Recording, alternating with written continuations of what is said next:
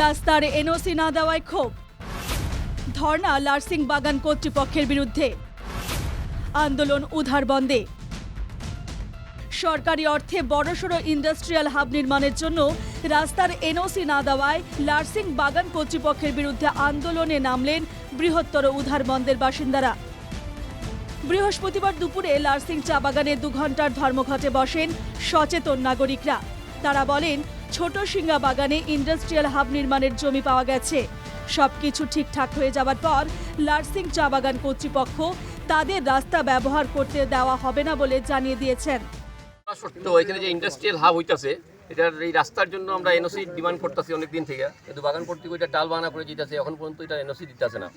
এখানে ইন্ডাস্ট্রিয়াল একটা হইলে অসংখ্য বেকার সমস্যার সমাধান হইব। এখানে একটা গ্রুপ অফ ইন্ডাস্ট্রি আইব, অনেক ধরনের ইন্ডাস্ট্রি এখানে হইব। বাগান কর্তৃপক্ষের আমরা অনেক দিন থেকে রিকোয়েস্ট করতেছি, জমি সব অ্যালটেড হয়ে গেছে, গভর্নমেন্ট ফান্ডও দিয়ে দিছে, শুধু আমরা রাস্তায় যে মেশিনারিসরা আইব এই রাস্তাটার লাগে আমরা এনওসি চাইতেছি। বাগান কর্তৃপক্ষ এটা নিয়ে আমরা কোনো সদুত্তর এখন পর্যন্ত দিতেছে না। তার জন্য আজকে আমরা এই ধর্ণা কার্যসূচি গ্রহণ করছি, বাধ্য হয়ে আমরা এই ধর্ণা কার্যসূচি গ্রহণ করছি।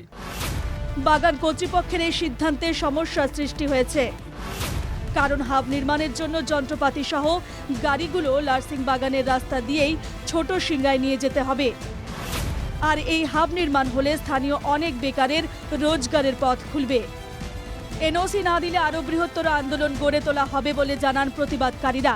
যদি আমরা এই ধর্ণা কার্যসূচিতে তারা টনক না লড়ে, যদি তারা এনওসি না দেয়, আমরা এটা বাধ্য হইব। আপনারা কি জেলা প্রশাসনের দৃষ্টি আকর্ষণ করেছেন? হ্যাঁ, জেলা প্রশাসনের দৃষ্টি আকর্ষণ করছি আমরা। আজকে আমরা একটা মেমোরান্ডাম ডিসি এটা আমরা সিএম দিব, এমপি দিব, এমএলএ দিব। উদারবন্দের বিধায়কের ভূমিকাও কিন্তু একটা প্রশ্ন চিহ্নের মুখে, কারণ একটি বাগান থেকে এনওসি নেওয়ার যে প্রশ্ন রয়েছে সেই প্রশ্নে কিন্তু তিনি রীতিমতো সেই বাগান থেকে এনওসি নিতে পারছেন না। জেলা প্রশাসনের পক্ষ থেকে ইতিমধ্যে সেই জায়গায় 2-1টি সভা করা হয়েছে। তার পরবর্তীতেও কিন্তু বাগান কর্তৃপক্ষ এনওসি দিতে অনীহা প্রকাশ করায় গোটা এলাকায় কিন্তু আমরা দেখতে পাচ্ছি তীব্র ক্ষোভ। ভবিষ্যতে এই এলাকার বাগান কর্তৃপক্ষ যদি এনওসি না দেয়, তবে এই যে ইন্ডাস্ট্রিয়াল হাব গড়ে তোলার জন্য যে প্রস্তাব বা যে প্রকল্প হাতে নেওয়া হয়েছে সেটার বাস্তবায়নের একটা প্রশ্নচিহ্ন দেখা দিয়েছে। শিলচর থেকে আমি পাপলু দাস, এনকেটিভি বাংলা।